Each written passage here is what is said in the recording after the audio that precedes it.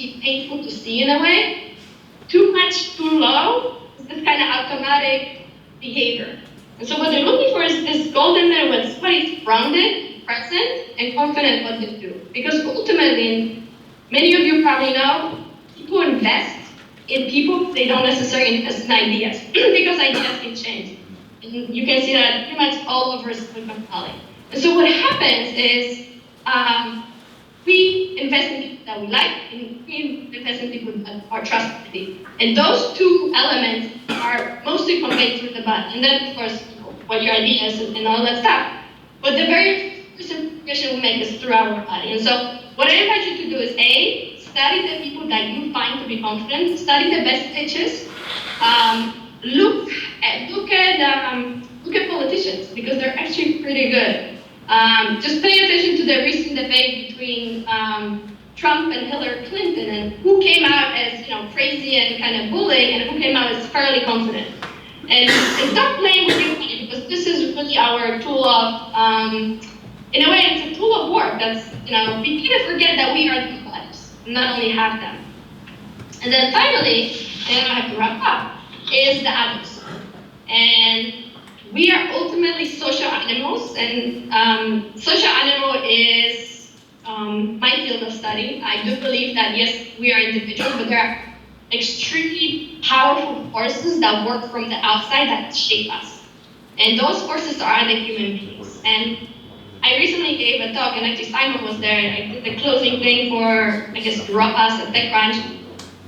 And there was a panel about growth hacking, and this kid was saying, oh, you send the email, you do this, and you do that, and then somebody who I found to be very wise said the ultimate way of growth hacking is other people, because you never know who somebody is going to introduce you to. You can know all the techniques, but if people actually don't like you, if people don't trust you, that's about it. And so you never know who you're going to talk to, you never know who that person knows and who they're going to introduce you to. And so we call it the tribe or the mastermind, which is extremely, extremely powerful. And so one thing I want to talk about is that split between people who say, amazing idea, go do it, sky is the limit. And I invite you to surround yourself with people like that. And then there's other type of people who will say, who do you think you are? Go get a job, etc. And so I recently spoke with somebody from YC, very high up in YC, and they say, this is a reason, there's a reason why we call, and YC is one of the best business incubators in the world, and they say, this is the reason why we call it think big. Because what happens is, if you have an idea, or if you have a startup, it's almost like an egg, right? You need to put in an incubator and put warm light around it and kind of isolate it from other people so that it can grow. And that's why we put those entrepreneurs into a 3-month program, and we call it, YC Incubator, because this is where the egg is growing, this is where the idea is growing, without all the toxic, do you think, are you sure this is a good idea? Who do you think is going to buy this? So what they do is they alienate this idea and the team away from this kind of blah, blah, blah world around the world, and allow it to grow. And so my question to you, and this is kind of self-reflection, is are the tribe, are the people that you're surrounded by, are they allowing you to kind of incubate the idea in nice, warm, fuzzy light, or are they poking and criticizing? Because what happens is we, being social animals, we are so willing to forego whatever that maybe of ours is in order to gain that social consensus. And so who are we surrounded by is by far, from my perspective, one of the best ways of hacking. And there's research showing that actually when you look at the brain, there's really no one part that would say, I am this. Most of the beliefs we have about ourselves in the world are beliefs that we gather from the people that we surround, to spend the most time with, and we surround ourselves with. And so at some point, and I've gone through this many times, you gotta upgrade your friends, and you gotta upgrade, the people who you surround yourself. Okay, so I want to sum up because, I can go on forever and ever and ever. But the summary really is that success is a mind game, and it gets played here. And in order to play this game well, in a way, we have to be aware of four major elements, which the first one is the head and the thoughts, and you have to inspect the code and really, and if I should become an investigator of yourself, kind of like a programmer of yourself. Trying to understand what is the code and who is programming you, because ultimately, so if we're not programming ourselves, somebody or something is constantly programming us. The second one is the heart, and it's that emotional intelligence, that emotional equilibrium and equanimity. Then is the body, making sure that you not only have it, but you own it. And then finally is others, and leveraging others, and using actually others as your growth hacking kind of machines. I think that's it. Okay. I just turned my mic in so I can hear you guys.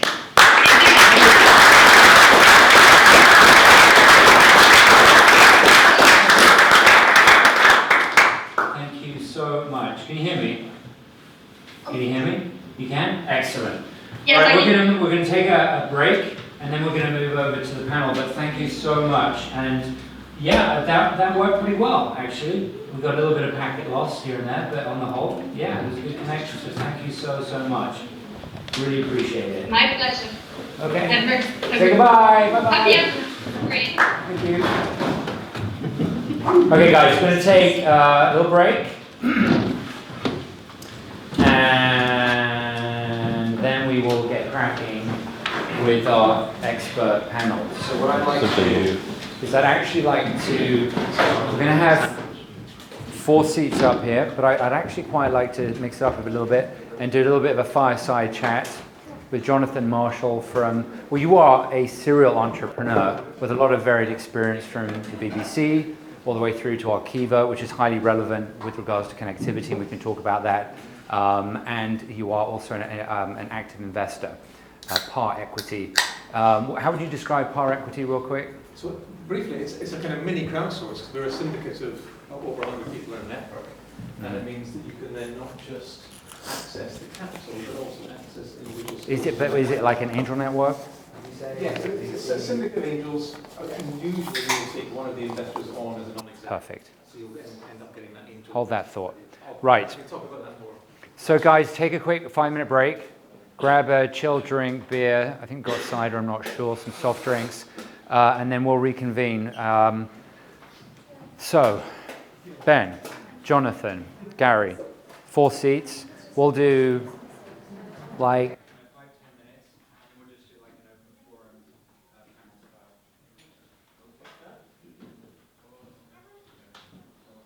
What I'd really like is to do not obvious what's going on right now. You see people milling around and it makes sort of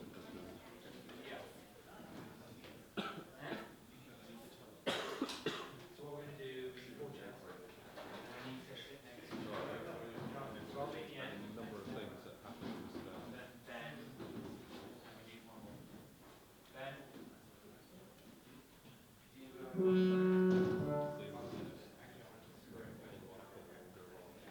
do you,